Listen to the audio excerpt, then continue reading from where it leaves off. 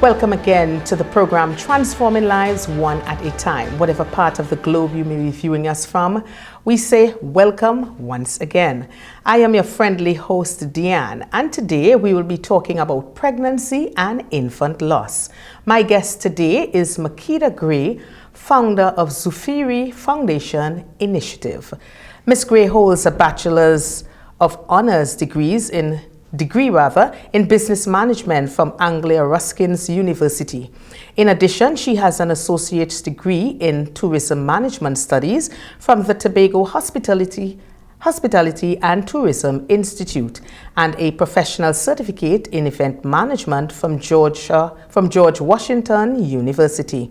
In 2015, her daughter, Zafeiri Faith, was stillborn at the Mount Hope Women's Hospital and is now considered an angel baby. Since then, Ms. Gray has been committed to building awareness and providing support for women and families who have been directly or indirectly affected by infancy, pregnancy loss, and postnatal depression.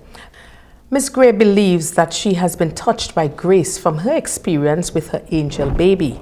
In 2018, she hosted her first initiative in Tobago, a tea party, which was initially an academic assignment in collaboration with Elders and Associates, Mama Toto Resource and Birth Center, and Tobago Women of Substance. Ms. Gray, welcome to the program, Transforming Lives One at a Time. Thank you for having me, and it's a pleasure to be here. Yes, my dear. Well, first of all, tell us about the Zafeiri Foundation Initiative and how it came about. Zafeiri Foundation Initiative came about through an experience I encountered in 2015. It was my second pregnancy, and though the first pregnancy was unsuccessful, I was really excited for this pregnancy because I would have passed the 8 weeks transition. And at 39 weeks, after developing preeclampsia, I was admitted to the hospital and I was on strict bed rest. And on the 18th of November, I got up and I wasn't getting any fetal movements. And I went to the hospital and the doctors told me that they weren't getting any heartbeats. And from since 2015 to now, I have been chasing grace. And the reason why I say chasing grace is because the experience has welcomed some pain, but it has also welcomed some purpose, hence the reason why the Zafeiri Foundation lives today. Wow, that is so very touching, wow. And when you were talking, I could actually, it's like you were kind of reliving that moment or trying to even push aside that moment and that experience. Yes, it But did. of course, you're doing now to help others who would have found themselves in a similar position. And yes, that is definitely commendable. Well, I know that October was Pregnancy and Baby Loss Awareness Month. Tell us about the annual Wave of Light initiative and what was the rationale behind it and what was the focus this year? Baby loss awareness is something that we seldom talk about. We seldom like to engage in activities towards. However, after my experience in 2015, there was almost null organizations or activities geared towards providing support for women and families who have been directly affected by infancy loss. And through the trajectory of my life, I felt as though my journey was not just one of personal experience, but my journey was one of holistic growth, and not just individually, but collectively, because some of the information that I have learned over the past 6 years has helped me and has helped numerous of women and families navigate through grief and loss. So in 2018, when I held the tea party, it was just a simple project for events management because I was a student at Atalock Jack and we had to do an event, and I felt it meaningful to do an event to honor women because I know the experience was very dark for me, and although I was in a financial position to get support from a clinical specialist because I went to therapy, I would have got pastoral assistance from my pastor. Me doing the research for that event, I found out that there are a lot of women, they don't have the financial resources. Yeah. They cannot go to therapy. Right. Some of them do not go to church. They don't have the resources to go to church. And their family members, once it is they experience this loss, they don't want to talk about it. And if they do talk about it, it's be like a toxic positivity in the sense that, girl, get over that, you're going to have another baby. Yes. And that's toxic positivity because you're trying to be positive to cheer them up, but you're not shedding light on the fact that this life lived in this person. This person developed a bond with this person. Right. And based on my experience with that, it helps me to realize that me using my experience could help other persons. And from that experience, it was not just the tea party alone. Because the persons who attended the tea party felt as though that this is something that was needed in society. Okay. And not just for a social interaction, yes, but something positive to provide avenues for persons who are grassroots to some extent that don't have the financial resources or don't have someone to talk to. So when we started this initiative in 2018, we were just looking at an outlet for persons to come, share their experience. But we didn't realize how impactful it would have been. Right. And hence the reason why we use the International Awareness Month, which is October, yes, to continue building awareness for the particular cause, and not just for building awareness sake, but to provide activities that will help the mothers, help the families get information as to dealing with grief and loss and what can be done and how do you treat with someone who have experienced infancy loss from a physical perspective and from a mental perspective as well. Wow, so you're taking a holistic approach. It's a very holistic approach because when it is you get a cut, right? If you have a cut, say you got in an accident, your foot broke. Yes. You put on a cast, eventually the foot is healed. Right. But if it is you experience baby loss, it's physical in the sense that if they give you a C-section, you would see the scar. Yeah. But the mental part of that, it never heals. You don't know when it's healed. You don't know when it is you are in a state of acceptance. You don't know if it's a sense of fear because you would like to have another child, but you have the what if. Yes. I don't want to go down that road again. Right. So when it is we started this initiative, we wanted to have a holistic approach. Okay. So we would look at what caused the infancy loss. And after you look at what caused the infancy loss, what are the different mechanisms that you could use to help you along the way, not just dealing with your experience from a mental perspective, but from a physical perspective. Do you need to do more antenatal screening before you get pregnant? Okay. And those sort of steps. So hence the reason we continue the initiative and do various activities to help persons along the way. Well, that is definitely commendable, and I must say it's definitely needed. It is. Because I'll be very honest with you, I was not even aware that there was a baby loss awareness month. I was not even aware until you reached out to me. It's so ironic because what I tell people is that it's twofold, right? So when it is I had this initiative in 2018, it was to look at three scenarios. One, the joy of having a baby. Right. Then you look at the unanticipated reality of you losing that baby. And then there's something that 90% of mothers go through, which is postpartum depression. Yes, we have to talk about that a little more. So when it is we look at the three scenarios to honor these women, we say we have to look at postnatal depression. Because imagine you're a woman, you get to go home with your baby and a bundle of joy, and you experiencing postnatal depression. Imagine someone who doesn't have that bundle of joy to go home with. Yes. How do you help someone navigate through that grief and loss? Are you just going to push them in a corner and say, don't talk about it? Or are you going to hold their hand, and even if you just have to sit with them and watch them, you sit and you watch them. If you have to sit and cry with them, yes. you sit and cry with them. And those are the things that people in society fail to realize, that we have to have the conversation. Yes. It's not a situation where you just put it aside and you're going to get over it, because people walk around with so many emotions and so many different challenges, that if it is you remove the mask from the face and you see the amount of pain that they're going through, you say, oh, you know, only if I had known. Yes, yes. So we're trying to prevent the what if, and only if we had known. Hence the reason why the Zafeiri Foundation continues the initiative. Yeah, and it's so very interesting that you said, if it is that mothers who goes home with their bundle of joy have this kind of depression, much less the person who is not going home with the baby. Yes. And you're going home to the nursery, you're going home to all the baby clothes that you bought months ago. So I can relate on so many different levels, because the joy I felt, and part of my story is twofold, in the sense that my first pregnancy was a mental miscarriage, right? And I had something called polycystic ovary. Okay.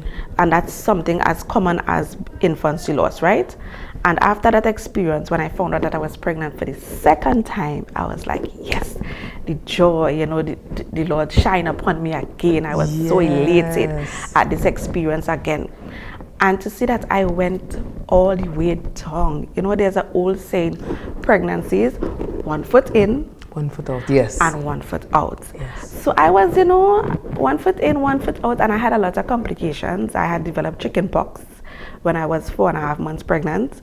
And the doctor told me if it is I had gotten chicken pox at least two weeks before I reached the 4.5 mark, my baby would have born with missing limbs. Wow. So when I passed that hurdle, I was like, yes, going up. Yes. And then I developed preeclampsia at 32 weeks pregnant, and I was in Mount Hope for 10 days on strict bed rest, and I got to them when they discharged me. I was like, yes, I'm going down the road. And then surprisingly, I got up the Wednesday, I got up the Monday. The Saturday I was getting real movements, and then I got up the Monday, wasn't feeling anything. Tuesday wasn't feeling anything. But the doctors and them told me, Miss Gray, don't come back here until Friday. So I said, me ain't going back there for them to boof me. Yes. So I got hold it out. But then Wednesday morning, I went to the bathroom and I just feel this gel-like substance. And while you're in antenatal and you're going to Lamaze, they always tell you, any form of discharge that you get, you instantly go to the hospital. One time. So I went to the hospital, and that's when the doctors told me there wasn't any heartbeat. So when I say my experience is twofold, it's because the joy was there. Yeah. My family was excited about this second pregnancy. And then the unanticipated reality is of me coming home and have to break that news to my family. I had just graduated from Anglo Ruskin's University with my bachelor's. So I was feeling like, you know, I have a baby, and you know, I feel like I was on 199 clouds. Yes. And that day when I found out that information, something happened to me, and it never happened before. After that, to this day, I don't even think that ever happened to me. And I just always say it's by God's grace that I am here, that I'm doing His work, because the due date that they gave me was the 25th of November. Okay. And the day that my daughter was born into heaven was on the 18th of November. Okay. 3 babies died at Mount Hope Hospital on that day. And on the 25th of November, may God rest their beautiful souls, a mother and son died at Mount Hope Hospital. Wow. So my story is that I was in the wilderness for 39 weeks. And on the 40th day when she was supposed to be born into my arms, I laid her to rest. So she was born on the 18th, and I had a funeral for her on the 25th, which is the day that she was supposed to be born. And that was always is because of my faith in Him that I'm here to tell a story. Isaiah 54 is the birth of this whole initiative. Zafeiri Foundation and you will have pinnacles of ruby and crystal gates, and your children will be taught by the Lord. By your faith you shall be set free. And hence the reason why her name is Zafeiri Faith. And while I was grieving and in the denial stage and the acceptance stage, I always wanted to do something in honor of her. Okay. And at the moment I didn't remember, I didn't understand what to do, how to do. Yes. And maybe 2-3 months after being on bed rest with my son, because after what happened the first 2 times, the doctors wasn't playing with me again. Yes, of course. I was doing devotion, and while doing devotion, it came to me again. I said, "But Makida, you wondering what to do, how to do?" I had the tea party just as a practicum. Yes. But it's written here, Zafeiri Foundation. And that's when I decided that I'm not going to try to throw another tea party, because it's going to just be like a one-off event. Yes. I'm going to start a foundation Okay. in honor of her. And I always loved Greek mythology, so I decided to go and look up what Zafeiri is in Greek. Oh, okay. And when I looked up what Zafeiri is in Greek, Zafeiri. it gave me Zafeiri.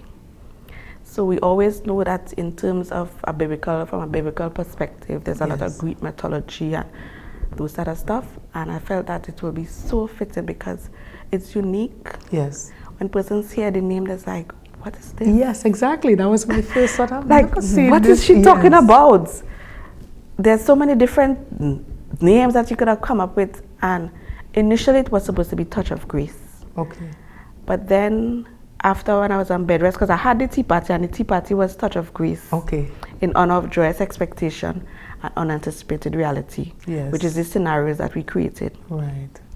But after having the tea party, experiencing the loss, I was doing devotion one morning on bed rest, and it was there clear. They say the writing is on the wall. On the wall. And it was there as clear as day, and hence the reason why I started Zafeiri Foundation. COVID happened. Yes. And COVID just catalyzed to so many different things because persons weren't physically connecting. Right. But everybody was virtually connecting. Of course. So even though COVID happened, it burst something new in us because a lot of persons were mourning. Yeah. A lot of persons were hurting. A lot of persons wanted to find an outlet to talk to. And one of our members, I met her online about 2 o'clock in 2021. And since that moment I met her online, 2 o'clock, she had just experienced her loss. And she was scrolling through Facebook, and she came across a group. And it just so happened I got up that same time to use the washroom, and I saw the message, and I messaged her. Yeah. And she was like, I didn't think anybody would be up this hour. Wow. That is a pain that I experience. Yeah. You have insomnia. You can't sleep many nights. You don't know what to do, how to cope, who to talk to. And to know that I was able to be up at that point in time, and we sat and talked till they clean. Yes. Wow. So these are the moments that you get to realize that what are you doing is not just for the moment. And for you. And for me. But it's bring a greater impact. And some HR coach once told me, you have to think outside of the box. Yeah. And even though you're going through something as painful as it is, you must see the purpose of that pain. Definitely. And every time I think about the Zafeiri Foundation, I think about all the women that I've interacted with for the past 10 years. Wow. Because she would be 10 on the 18th of November.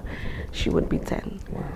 And it opens a door that you would have once felt that it was closed, but it's not closed. Wow, definitely. What an experience. What an experience. Well, at this time, we're going to take our first short break, and we'll be back. You are viewing Transforming Lives One at a Time. If you're wondering where to find top-tier quality tiles and products to refurbish or renovate your wall, floor or pool, well, your worry is over. Come to D-Cell's Tile and Ceiling Center, Store Bay Local Road, opposite the Bonnecourt Primary School, Tobago, where you will find porcelain, mosaic and ceramic tiles of the highest quality guaranteed. D-Cell's Tile and Ceiling Center also stocks thinset, grout, tile cutters and yes, windows. Plus a friendly smile and service that's second to none awaits you. So forget the hassle and get all the quality tiles you need right here in Tobago at D-Cell's Tile and Ceiling Center. Call us today at 460-8802, 639-8281. Opens Monday to Saturday from 9 a.m.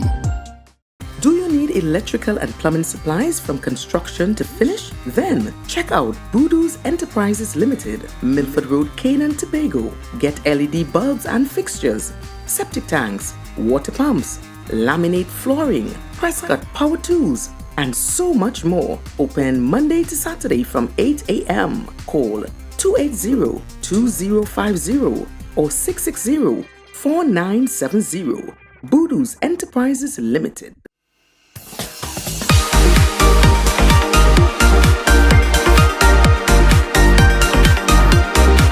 Hi, I am Deanne, host of Transforming Lives One at a Time, and I would like to introduce you to our brand new segment, Good Vibes, Good News.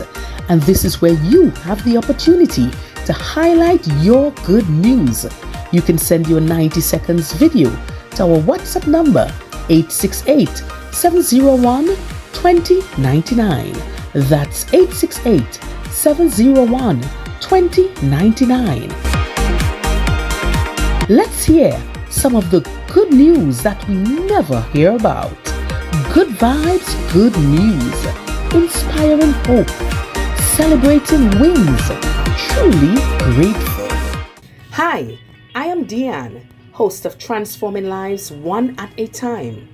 And it's that time again when the world celebrates International Men's Day on Wednesday, November 19th. Men, I encourage you to push past your limitations. Ignite that power and passion from within you to succeed in every sphere. In spite of the many challenges and turmoils you face, know that you were born to win. You were born to shine. You were born to make impact. Our men remain resilient, unmovable, committed to the task, and focused. Happy International Men's Day from all of us at Transforming Lives One at a Time. We salute you.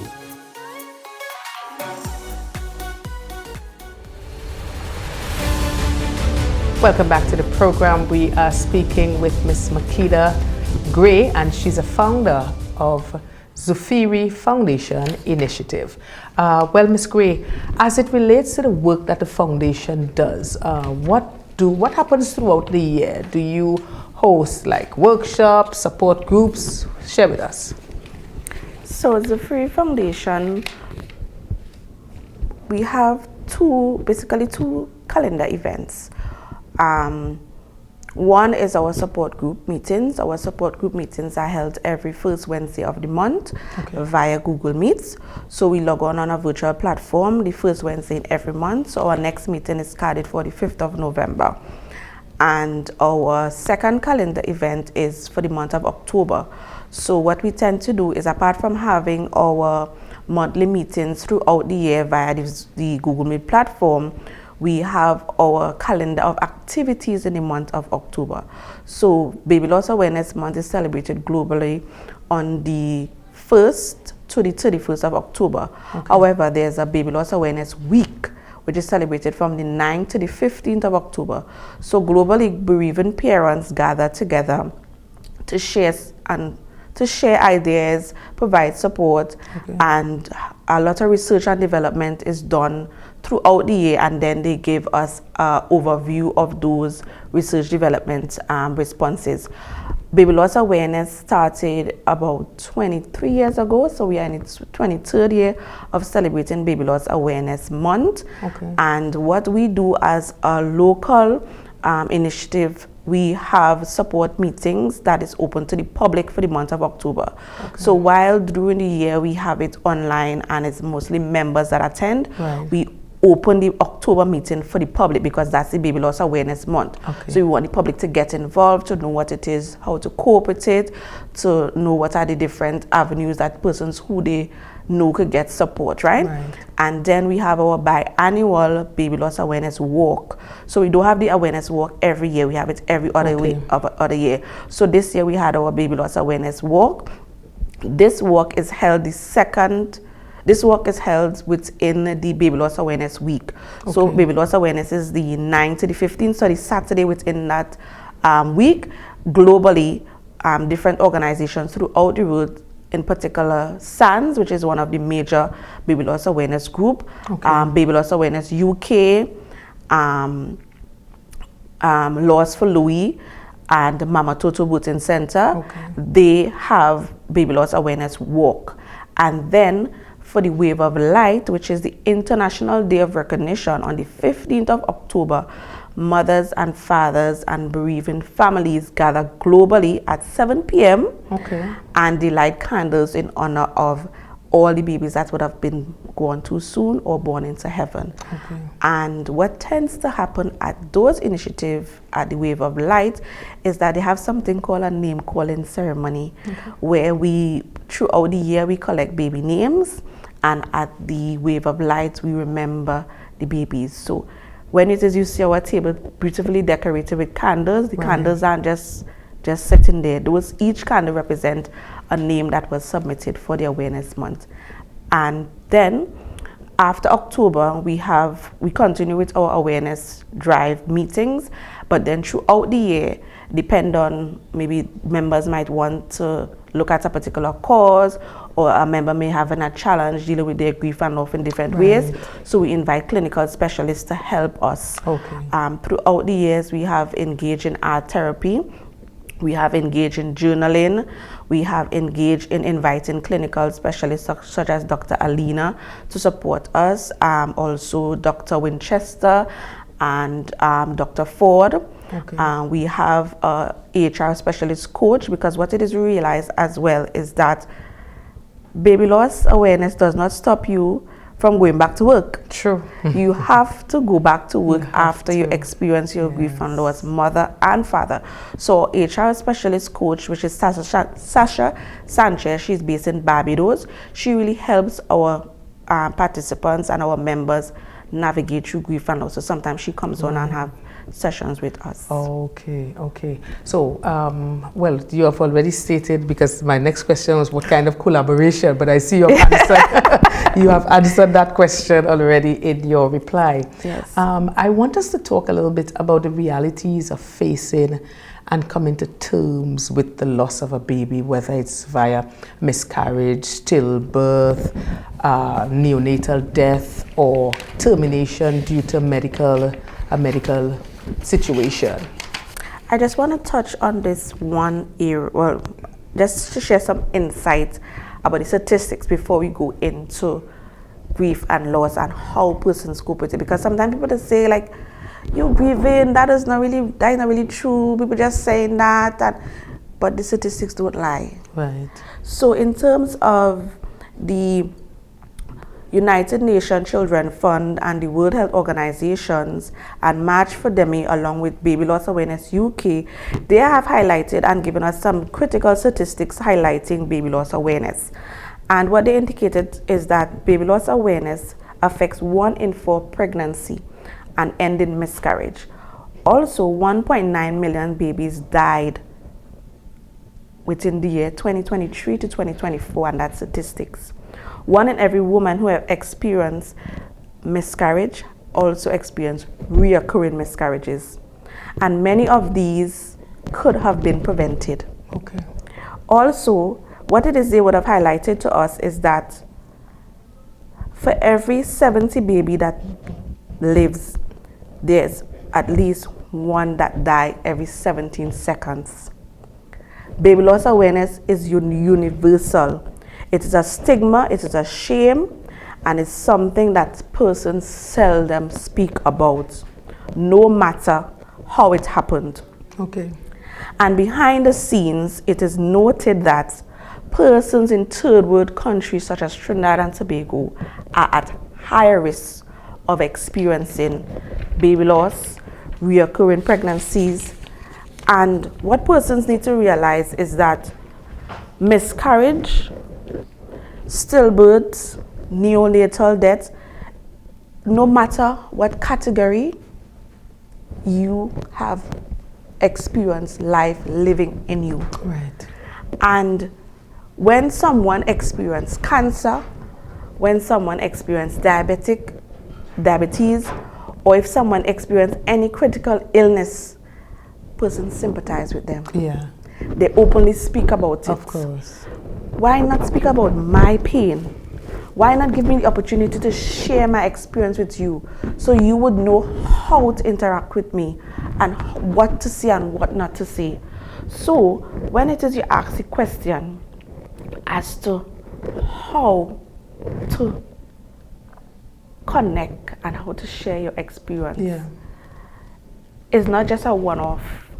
Right. It is about me and you understanding me, and not from a sympathetic perspective, but understanding that this is not just me, this is globally. Yeah. And this is something that needs to be spoken about.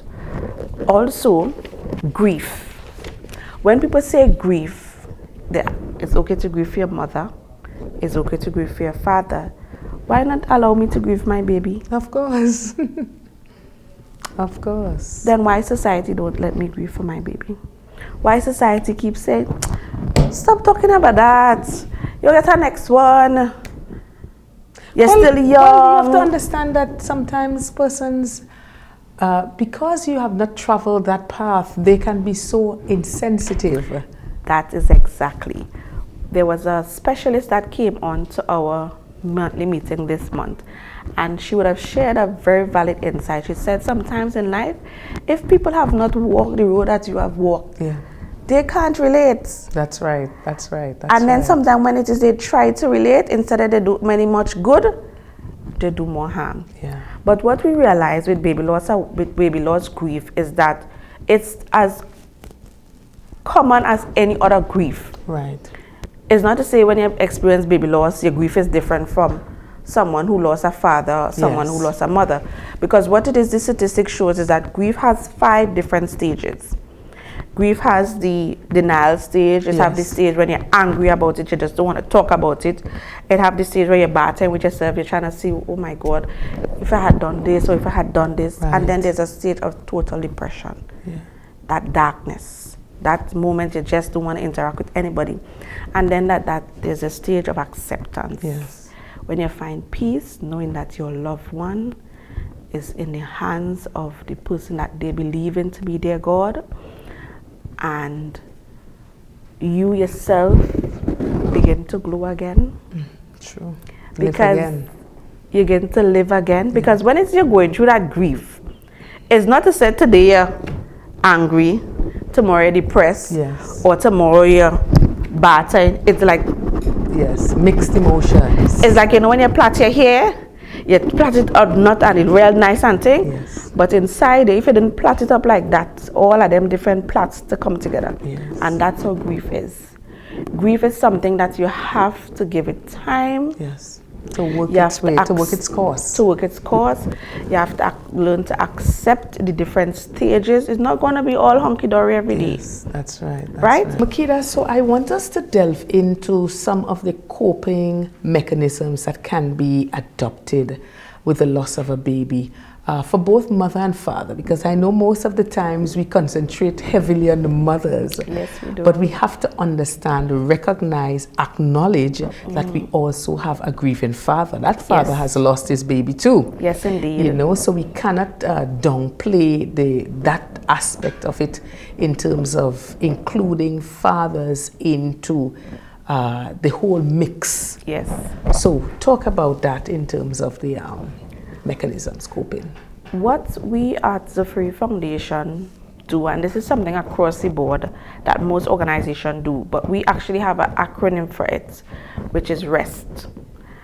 we want individuals to rest with the grief, in the sense that we know that grief have 5 different stages, but what we want persons to do is to be able to talk about your baby and talk about your feelings, talk about how it has helped you, how discomforting it feels. Yes. And of course, be able to talk not only to a stranger, but be able to talk to a partner.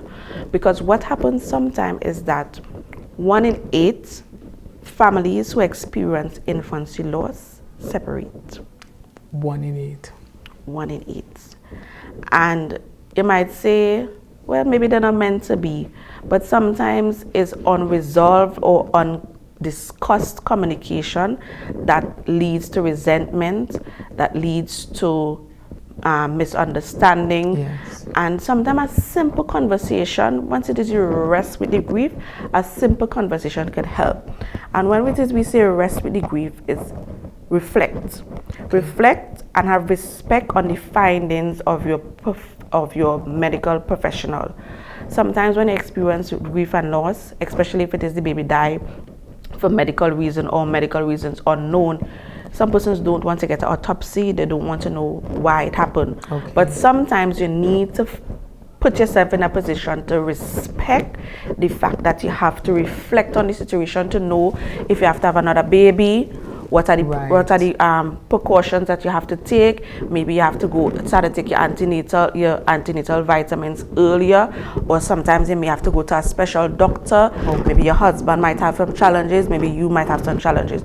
So that's the first arrow that we look at. Reflect and have respect for engaging with your medical practitioner. Then we look at engaging in help from a social worker. Sometimes persons don't want to talk to a social worker, but depend on the position that the person is, they need a social worker. Yes. Because you have persons who are adolescents who aren't over the maturity age to have a child, but they experience birth. Yes.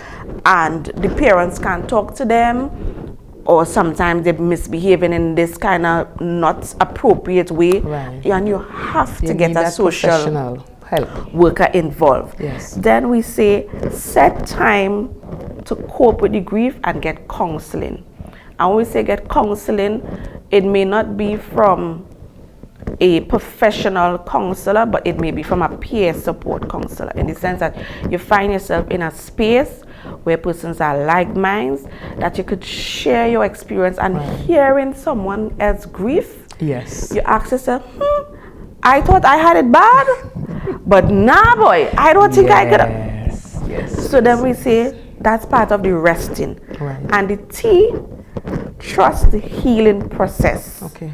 Your religion and your spiritual relationship with God.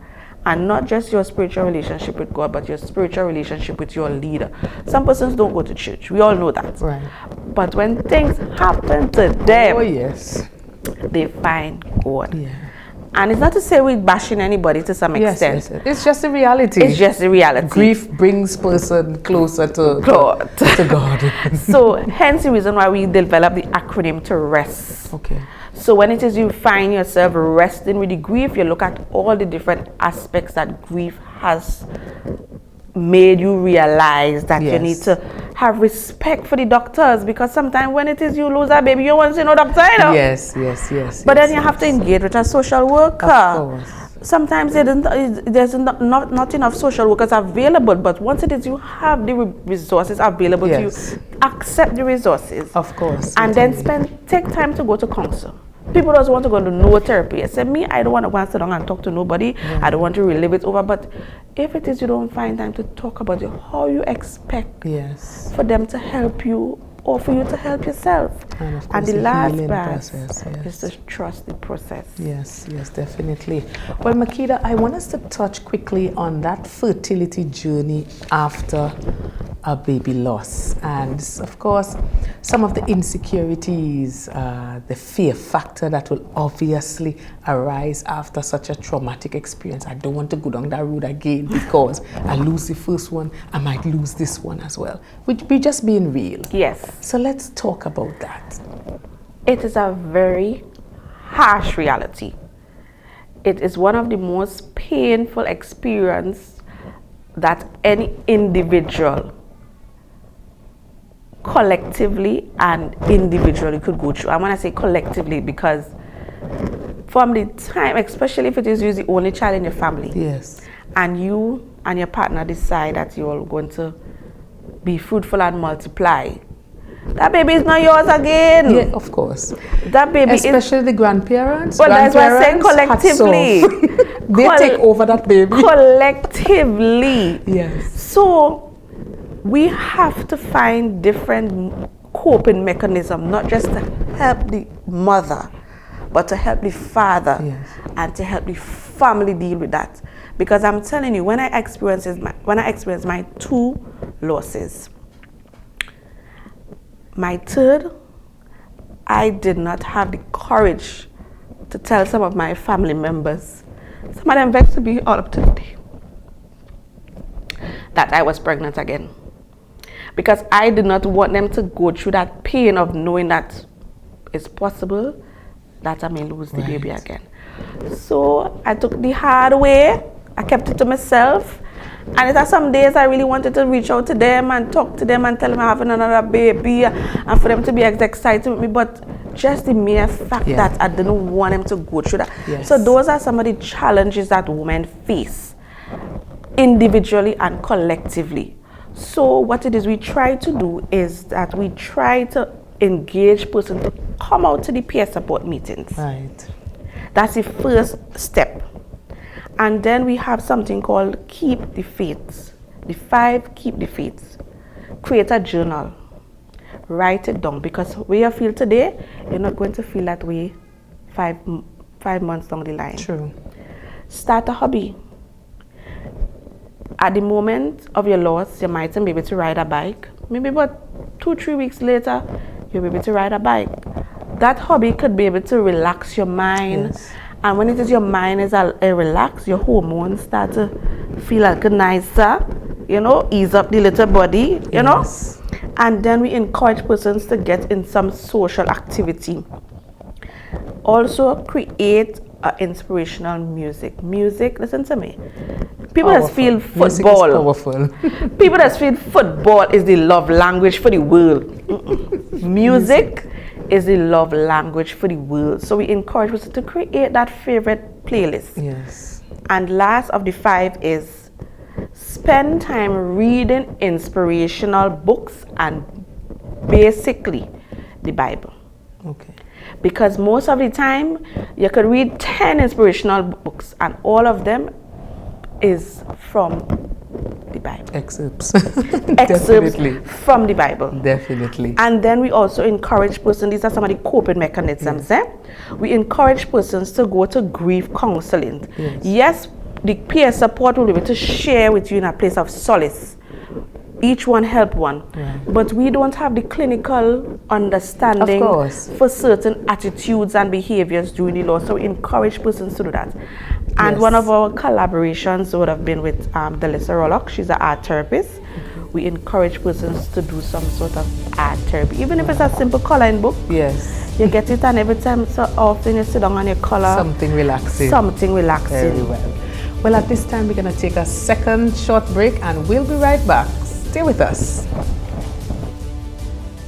If you're wondering where to find top-tier quality tiles and products to refurbish or renovate your wall, floor, or pool, well, your worry is over. Come to D-Cell's Tile and Ceiling Center, Store Bay Local Road, opposite the Bonnecourt Primary School, Tobago, where you will find porcelain, mosaic, and ceramic tiles of the highest quality guaranteed. D-Cell's Tile and Ceiling Center also stocks thinset, grout, tile cutters, and yes, windows. Plus, a friendly smile and service that's second to none awaits you. So forget the hassle and get all the quality tiles you need right here in Tobago at D-Cell's Tile and Ceiling Center. Call us today at 460-8802, 639-8281. Opens Monday to Saturday from 9 a.m.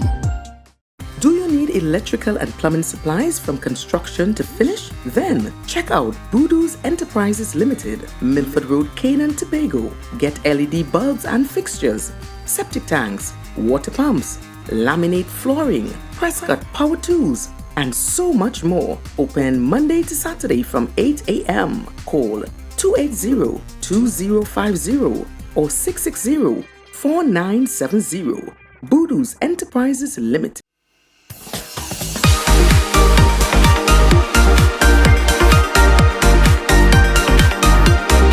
Hi, I am Deanne, host of Transforming Lives One at a Time, and I would like to introduce you to our brand new segment, Good Vibes, Good News. And this is where you have the opportunity to highlight your good news.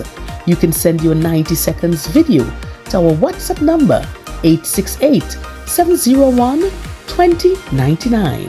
That's 868-701-2099.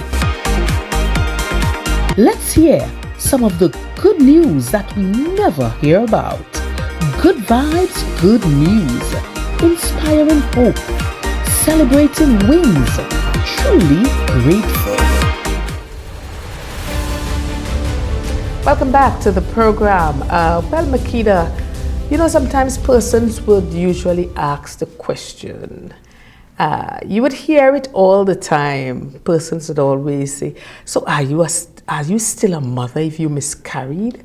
Some would say because the child wasn't carried to full term, then it disqualifies one. Does this in any way strip away the parent title when you've lost a baby? No. When it is you're going to purchase a vehicle, right? When you're going to purchase a vehicle, what is the first thing you have to get to purchase that vehicle? Can you go on the road and drive that vehicle just like that? You have to have a license, right? Okay. You have to have a license. Must. You must have a license. So once the Lord pressed that seed in you, even though they take it away, it is still valid. They could take away the car, you still have to pay the insurance to some extent. Because if it is you don't pay the insurance, the insurance is not going to claim on your vehicle for you to get a new vehicle. So who are you to tell me because my baby died, I'm not a mother? From the time the Lord blessed your womb and placed that seed inside of you, you are a mother until that beautiful day that you meet and you see the beauty of the Lord's face. Once you live your life accordingly, you will see your child. So that title is not stripped away? That title could never be stripped away. You're still a mother, you're still a father. You're still a mother, it's just that your baby's not here. Right. When I tell people I have children, I don't shame to say I have 3 children, you know. Right. I just tell them plain, I am a mother of 3, but the Lord only blessed me to have 1 on earth. Right. Simple. And because some viewers may be saying, okay, you spoke about you having 2 babies that died, and then you spoke about being pregnant for the 3rd time. Yes. So the great news is that my baby is baby. here. My people say, why you say rainbow baby? But yes. Listen to me. I believe in the rainbow. Every time I see a rainbow, I see hope, I see love, I see prosperity, I see grace, I see favor. And it's because when it is you remember what the rainbow symbolizes. Yes. When I first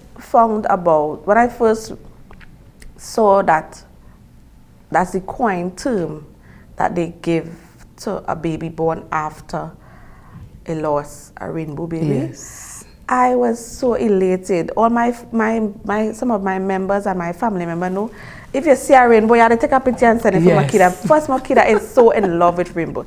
And my son he's 1 in 10. He comes like the 3. Well, 3 in 1. 3 in 1, because trust me, he is. But he is my joy, he is my strength, and his name signifies that in so many ways, because when I found out that I was pregnant with him, I had to take 5 ultrasounds, because the first 2 ultrasounds, they said that they wasn't getting any heartbeats. And then they thought it was an ectopic pregnancy, which is a pregnancy that was formed outside of the uterus. Yes. And then when I went by the 2nd time and the 3rd time, they said they just seen a thick lining, then again no heartbeat. So I did not find out that I was officially pregnant with this guy, this little guy, I call him a guy, until I was 17 weeks into 20 weeks. Really? And I have the little ultrasound thing here. The baby done start to form up inside it. Wow. I don't know where he was hiding, but he was inside there because I was getting sick and they put me on strict bed rest. And when his father came and told me that what name he wanted to name him, I was like, I've never heard that name in the Bible. Where you find that name? And when we put his two names together, it means God sweat and God is with us. Wow. And every time I see him is a reminder of God's grace upon my life, God's grace upon our family's life. Yes. And it's not to say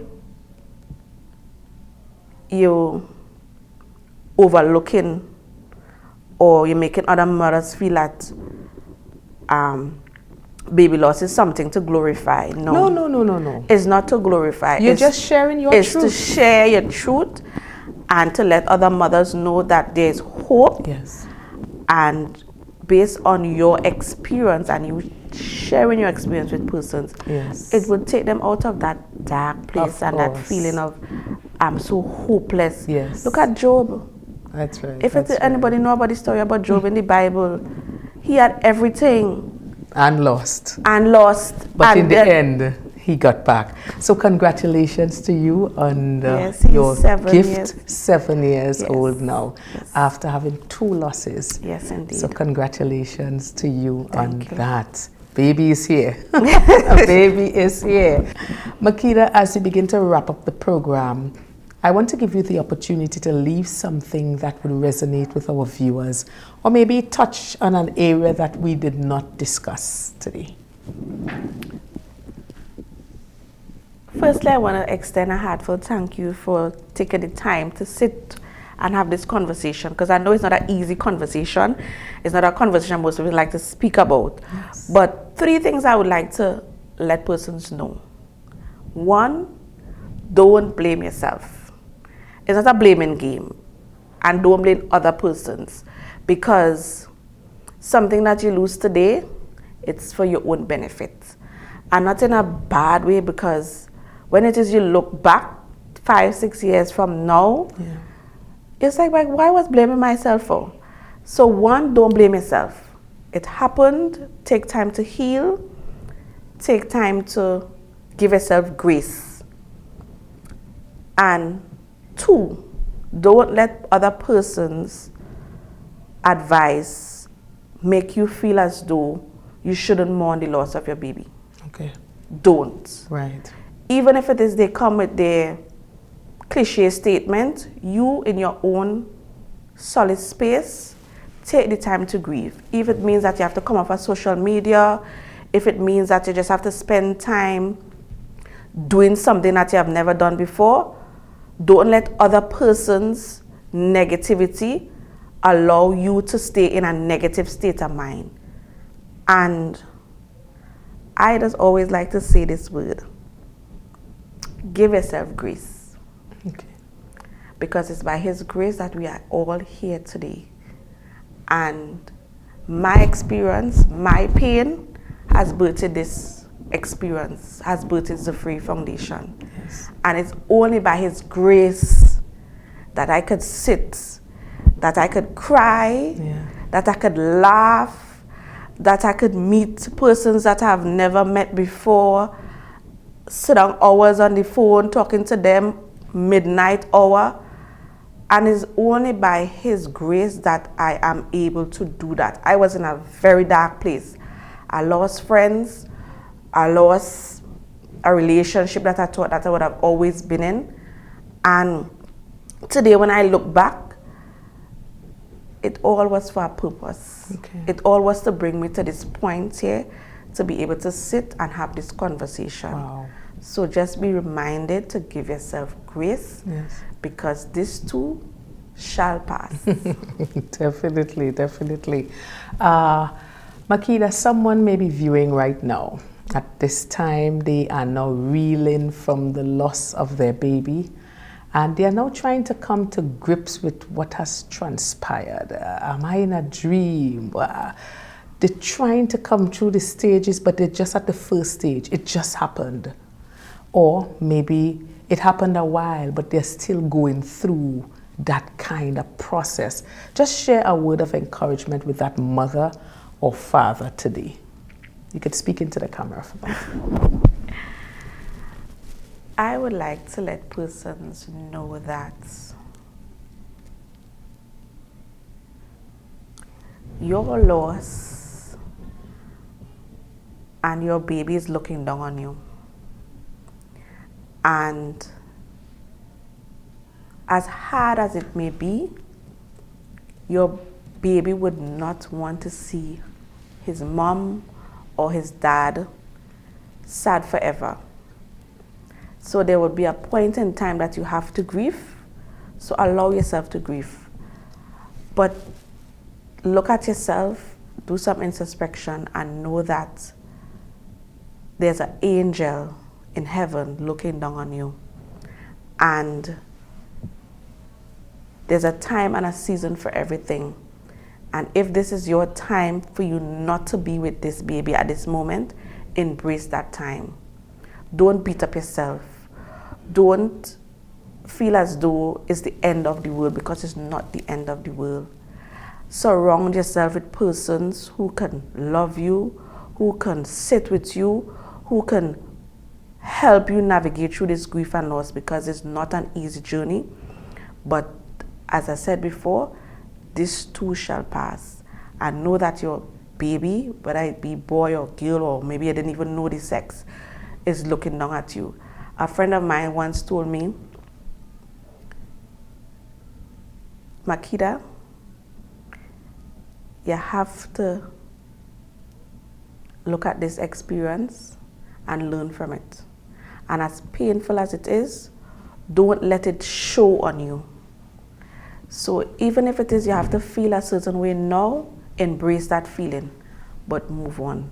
Because your baby is looking down at you and she don't want to see mommy with snotty nose. So embrace your experience now and try to rise above that and smile. Thank you. Finally, leave your contact and your social media handles so persons can connect with you as you continue to support families experiencing the trauma of losing a baby. So we, as I would have mentioned before, we have our monthly support meeting. So our monthly support meetings is held by the Zoom meeting platform on the first Wednesday of every month. So our next meeting is scheduled for the 5th of November at 6 p.m. That's on the Zoom platform. And we also have our Facebook page, that's the Zafeiri Foundation Initiative at Facebook. And we also have a WhatsApp group. The contact number for the WhatsApp group is 778-7199, and persons are invited to connect with us through the WhatsApp group through our Facebook page. So once it is you log on to the Facebook page and you click in the link of our bio, you will get our contact information and you could submit your request to join the support group. All right, thank you so much. Well, I want to sincerely thank you, Ms. Makida Gray, founder of Zafeiri Foundation Initiative, for sharing what the foundation does right here in Tobago. And I must say that indeed you are playing your part in transforming lives, yes, one at a time. So congratulations, and I wish you and the foundation all the best in your future endeavors, and thanks for coming again today. Well, viewers, this is where we leave things for today. Feel free to check us out on our social media platforms. We're on YouTube, Facebook, Instagram, and of course, TikTok. Transforming lives one at a time, or just Dianne, D-I-A-N-N-E. All right, as has become customary, I leave you with the definition of transformation, which is an internal shift that brings us into alignment with our fullest potential. Hey, we've got this. See you next time. Hi, I am Dianne, host of Transforming Lives One at a Time. And it's that time again when the world celebrates International Men's Day on Wednesday, November 19th. Men, I encourage you to push past your limitations. Ignite that power and passion from within you to succeed in every sphere. In spite of the many challenges and turmoils you face, know that you were born to win. You were born to shine. You were born to make impact. Our men remain resilient, unmovable, committed to the task, and focused. Happy International Men's Day from all of us at Transforming Lives One at a Time. We salute you.